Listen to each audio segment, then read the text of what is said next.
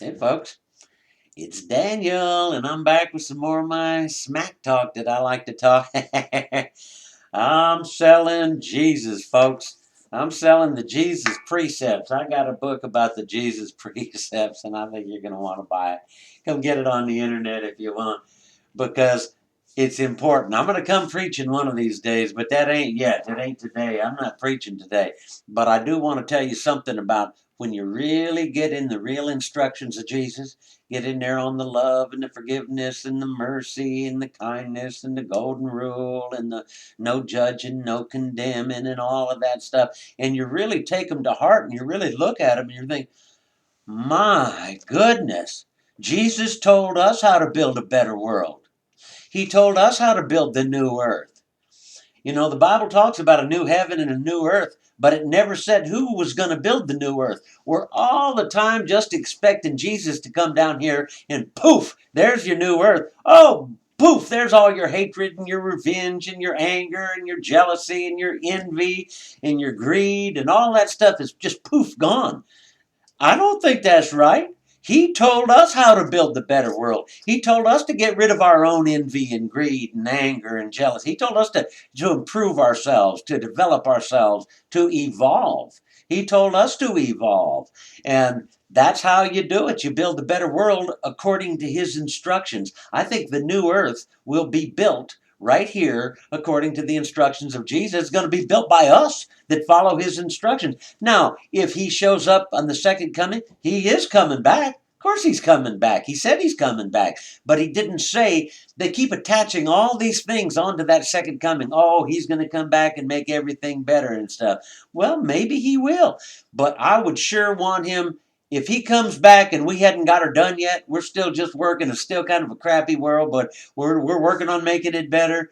I would way rather him come and find me working towards making it better, because that would mean I'm obeying his instructions.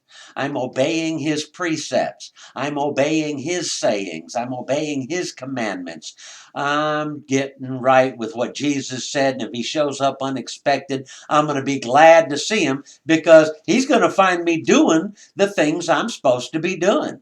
But if he came down here right now and he'd look at Christianity right now and said, man, y'all ain't doing none of the stuff I said. He's collected a lot of money to hate. You're collecting a lot of money to be afraid of the whoever your enemy is at any given time.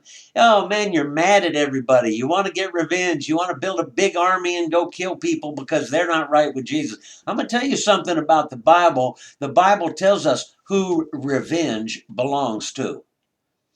Man, when somebody messes you up and ticks you off and does all kind of wrong to you, sure you want to get back at them.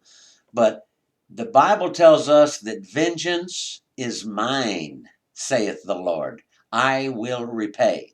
God will repay every wrong that's ever done by anybody, and you don't have to, and you shouldn't. You can. Everybody can make the choice. Its choices are ours to make. Sure, you can get your revenge, get your vengeance. Sure, you can. But it just keeps you into that vicious circle. Keeps you in that vicious circle when you obey God and forgive and love and return good for evil, and you do all like that. Guess what? God's going to take care of the revenge. Nobody gets away with nothing. Nobody's getting away with nothing. You don't have to take care of the revenge, but it gets you out of the vicious cycle. Because when you do wrong to somebody and then wrong comes back around and kicks you in the butt, and then you do wrong to, oh, I got to get my revenge. I'm mad now. I'm going to go do that. It keeps you in that vicious cycle. Jesus told us how to get out of that vicious cycle and get into the golden circle. That's where everything you do, everything you say, everything you think, it all has consequences too. Everything, every choice anybody ever makes has consequences. But when you obey Jesus, when you do what he told you to do, that consequence comes back around as a blessing. You're glad to see it coming, man. Whoo, I love that enemy. And Maybe 10 lifetimes later, it comes back around to bless me, but it's always coming back around. When you get your revenge, when you screw people over, when you mess them up, when you do all them terrible things to people just because, well, they did bad to me. I got to protect myself. They're trying to kill my kids. Oh, I got to do all that to protect myself. You're staying in that same vicious circle. War perpetuates. Jesus commanded us to be peacemakers. That's what he said. Blessed are the peacemakers. He never said, blessed are the warmongers. He never said that, buddy. He said we're supposed to be working for peace, praying for peace, living for peace, making the choices that will build peace on this world. That's how you build the better world, right like Jesus told us how to do it. And we will build that new earth. It might be thousands, tens of thousands, hundreds of thousands of years from right now. But someday, the followers of Jesus will follow the instructions of Jesus, and that changes everything, man.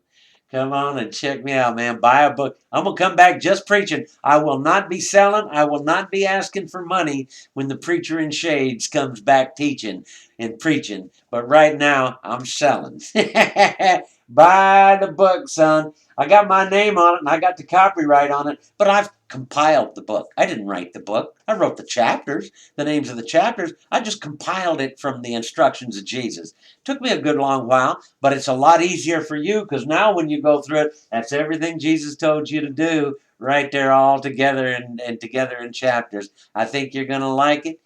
Buy a couple extras and give them out, man. It's going to be a good thing. It could change your church too. It's up to us to change our churches, man, and start to get our churches aligned with Jesus because we've been 2,000 years doing it the way that had to work to tie in for that time. But it's revolution time right now, folks. Revolution in Christianity. This is one of those times. It's exciting right now, just as exciting as it was during Martin Luther's time, just as exciting as it was during the times when Jesus walked this earth. 2,000 years ago, right now today, 2,000 years ago, he was walking this earth. He hadn't started his ministry yet, but he was walking this earth as a young man. And as we come up on that 2000th anniversary of his ministry, his doctrine, his gospel, all of that stuff, I think we ought to celebrate it by getting honest with what he told us to do. And I hope you get honest with me, brother. Buy a book. God bless you. Good luck on your journey. Catch you later.